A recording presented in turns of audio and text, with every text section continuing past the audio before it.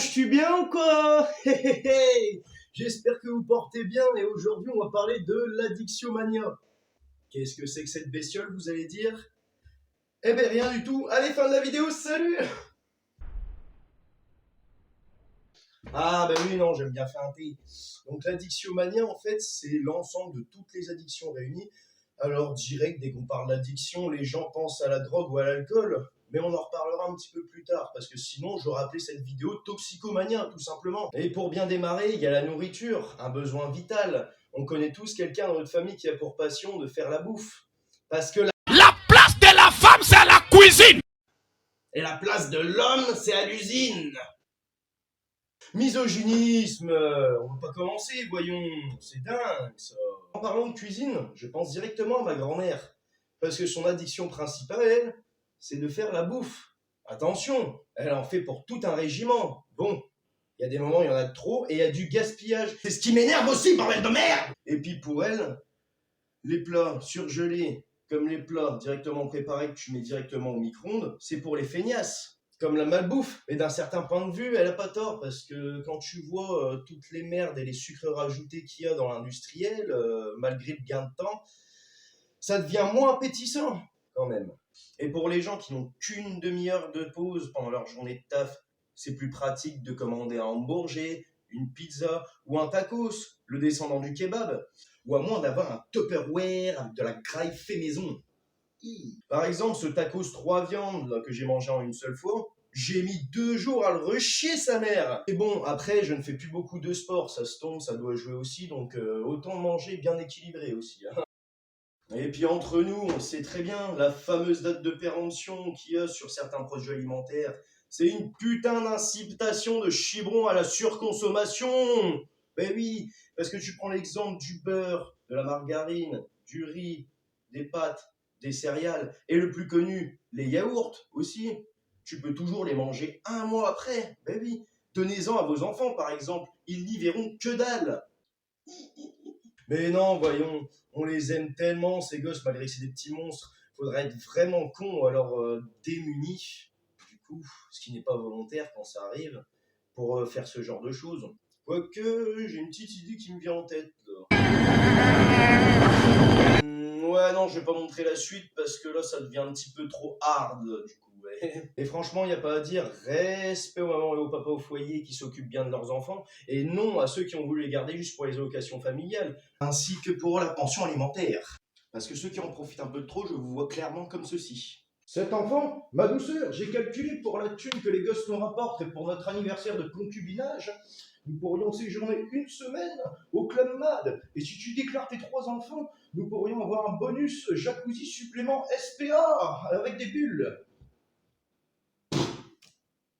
Parce que oui, plus tu fais de gosses, plus t'empoches la maille. Parce que oui, c'est un sacré boulot de s'occuper de ces mioches. C'est pour ça qu'on les met dans les centres aérés ou qu'on engage des nounous. Il y en a qui sont addicts à leur travail, quitte à laisser tomber leur famille parce qu'au boulot, le temps passe mieux. Parce que j'ai quand même quelqu'un dans ma famille qui se tue même le week-end à bosser, à retaper sa baraque et tout, pour que sa famille soit en sécurité. Et après, 10 ans de boulot à retaper sa baraque, et ben au final, la santé, bah ça va plus. Malgré l'addiction du boulot.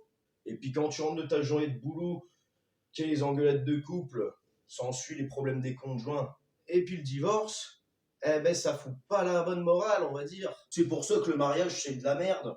Parce qu'au final, pour le prix que ça coûte, et le prix que tu dépenses pour le divorce, voilà. C'est comme l'émission Marie au premier regard. Ils ont oublié de sortir divorcés au dernier Ricard. Fonctionne bien. Ou alors aussi la solution d'être polygame, mais ça après c'est un choix de vie bien sûr. À moins que tu aies un sexe friand, avec le bon accent franglish bien sûr, et... Vous avez fini de vous reproduire les fils de bâtard. On est déjà trop sur Terre. Oh. Rien de tel que pour avoir une bandinite, sérieux. Parce que les gens, ils ont beau avoir 3 ou 4 relations sexuelles par jour, mais ça n'empêche pas qu'ils se tapent toujours une branlette après ou un doigtage. Et les relations à distance par l'internet, on sait très bien que ça ne dure pas réellement. Bon, on n'a pas eu spécialement le choix quand il y a eu les confinements avec le virus dictatorial, bien sûr, mais ça revient à la même que de regarder un Sextoy Story ou aller sur PH. Parce que PH à l'envers, ça fait HP. Parce que oui, ça rend fou les manques de cul quand tu es addict, comme les réseaux sociaux. Bon, Facebook, Twitter, Skype, c'est pour les vieux, et encore, Skype, je pense que ça existe même plus. Non, son descendant, c'est Messenger. Et il y a un truc que j'ai jamais compris, c'est avec la Snapchatristerie, c'est les flammes. Moi, les flammes, je les verrais bien comme ça, en fait. Une flamme. Il y a un réseau social que je déteste parmi tant d'autres, c'est TikTok. La puterie, oui. Parce qu'une fois, je me suis amusé à faire une compile de fails, de cascades et tout, et ils ont voulu me ban, ils m'ont striké la vidéo, ces enculures. Mais par contre, une fois, il y a une sextape qui tournait en live et tout, et ben au final, ça a mis 2 heures avant que la vidéo se fasse ban. Non mais sérieux, cherchez la logique là-dedans. Et quand une application ne fonctionne pas, tu rages. Ah, là je l'ai vraiment mangé pour le coup. Ça fait comme sur les jeux vidéo, tu perds la patience. Allez, allez, allez. Ils préfèrent mieux rester sur leurs écrans, tellement addicts. Et c'est souvent de la perte de temps aussi, parce que tu ne passes plus assez de bons moments avec la famille comme avec les amis. Ça, c'était un tout autre souci. Et vous, les connards là, qui aiment bien gâcher les soirées de chill, allez bien baiser vos morts. Et je parle pas de nécrophilie, bien sûr. Et quand je parle des gâcheurs de soirée, c'est ceux qui kiffent déclencher des bagarres. Si ce genre d'abrutimanier adore se la péter en disant faire des arts martiaux. Coup de tronche dans ton nose, il va te racheter un respect. La plupart du temps, suite à ça, ce genre d'enculé revient soit armé, ou soit avec sa bande de potes, mais plutôt sa bande de putes. Parce que vous êtes des sans-couilles. Bah oui, c'est toujours plus facile de se mettre à plusieurs contre une personne. Et puis là, y a pas de malin, tu te fais fracasser la gueule. Et il y en a qui reviennent à la charge tout seuls aussi parce qu'ils adorent se prendre des coups de poing dans la tronche. Parce qu'ils sont addicts à la douleur physique. Ça me fait penser d'ailleurs aux gens qui se scarifient d'ailleurs aussi. Vous voyez? Bon, évidemment, à ne pas reproduire chez soi. Et non, c'est Scary, mais c'est pas une fiction. Hélas. T'as 2 types de personnes, t'as ceux qui veulent faire les malins pour faire culpabiliser l'entourage, et tu as ceux qui en souffrent. La plupart des personnes qui se scarifient ont souvent du mal à parler à leurs proches de leur douleur mentale, c'est là que la douleur physique rentre en jeu. Car le mal qui se fait ressentir sur la peau se fait moins ressentir dans la tête. Et c'est pour ça qu'on peut parler d'addiction dangereuse, car il y en a qui s'arrêtent pas. Mais si tu adores vraiment la douleur physique, alors fais un tatouage, fais de la cascade, deviens artiste parce que tout être humain a du potentiel. Ou alors tu peux faire du lancer de couteau, sur une cible non vivante de préférence. Et bien sûr, se réfugier dans la drogue et dans l'alcool n'est pas une solution, surtout si tu es une personne impulsive. Surtout quand la personne est dépressive, c'est dangereux aussi. C'est là qu'on peut parler d'addiction maniaque. Parce que oui, c'est pas bien d'inciter les gens à consommer, surtout quand c'est pour des intentions personnelles. Dans tous les cas, tout est une question de patience, parce que la roue tourne toujours. Oui, parce qu'en soi, il est injuste que l'alcool soit une drogue légale face à la ganjage, et j'ai une théorie par rapport à ça.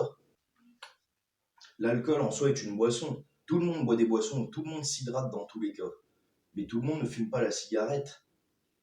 Donc, ce n'est pas un besoin vital de fumer, par exemple. Par exemple, l'alcool, on s'hydrate, on se déshydrate tout simplement. Mais les gens qui sont à cocaïne, ou même du LSD, ou des extasies, ils ne sont pas aussi cons et violents que ceux qui consomment de l'alcool. Ça, c'est une vérité. Et comme dirait un anti-héros du multivers avec son costume rouge, qui s'appelle Wade Wilson, Donde está la cocaïna?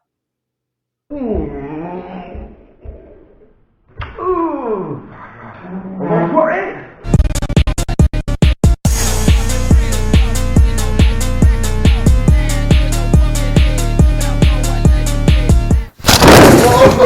Toute pratique sportive, il est quand même important, suivant la discipline, de s'échauffer minimum 20 minutes, une demi-heure quand même. Mais dans les sports, qu'ils soient extrêmes ou non, je préfère toujours la catégorie freestyle. Mais bon, après, il y a un désavantage dans le sport, c'est que le surentraînement, c'est dangereux et tu peux te blesser. Parce qu'on peut pas dérégler les lois de la physique. C'est comme ça, le corps humain n'est pas un jouet. Je l'ai compris à partir du moment où je me suis fait les ligaments croisés, bien sûr.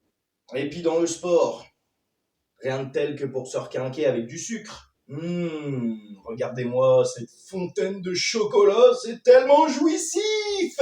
Et bon, depuis le début de la vidéo, je parle de l'addiction mania. Mais vous avez pas remarqué que ça fait comme une boucle? Comme l'histoire qui se répète? sans fin. Et dans toute addiction a toujours une redescente, qu'elle soit bonne ou mauvaise. Et quand tu n'as pas ta dose d'addiction, eh bien tu stresses, tu te ronges les ongles, et à la fin ça ressemble à des saucisses.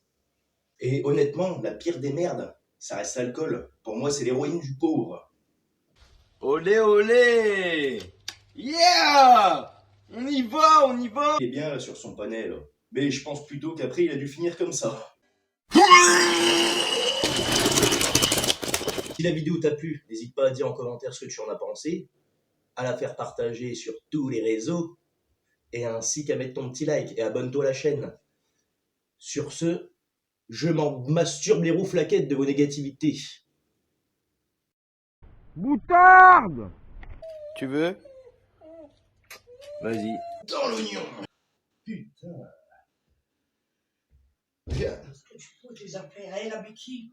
Je suis en train de faire ma vidéo d'ailleurs. Oui, mais tu vois une raison pour la balancer tout. Oui.